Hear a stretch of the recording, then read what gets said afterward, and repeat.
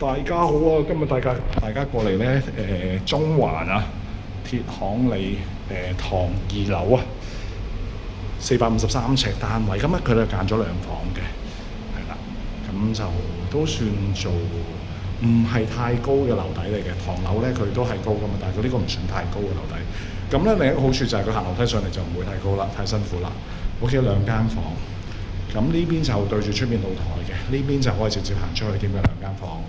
咁就453尺啦，咁開價17,000蚊。咁啊露台出到嚟咧就係鐵行里對面個中環中心啦，係啦。咁咧入翻嚟 ，OK。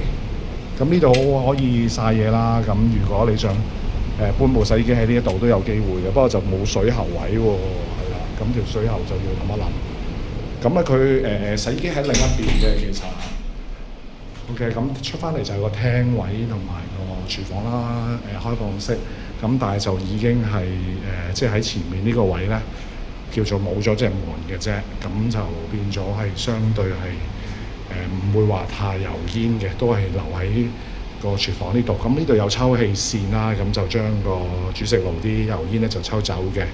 咁隔離就洗手間，係啦，都叫做乾濕分離嘅。洗手盆咧就喺入邊。OK。咁啊出翻嚟呢度啦，就個廳啦。咁就有埋雪櫃、洗衣機嘅啦，已經。咁雪櫃啦、洗衣機就喺出邊，係啦。咁另一邊個露台，咁啊一個露台25尺到，另一個40尺嘅露台，呢邊就係、OK。咁就呢度4層，上面仲有4層，1、2、3、4。咁呢度係啱啱地下嗰層嚟嘅，係啦。咁就意向17,000蚊啦。咁如果價錢唔係爭太遠，可以嘗試同業主傾一傾嘅。咁如果有興趣，可以聯絡我哋租呢個單位啦。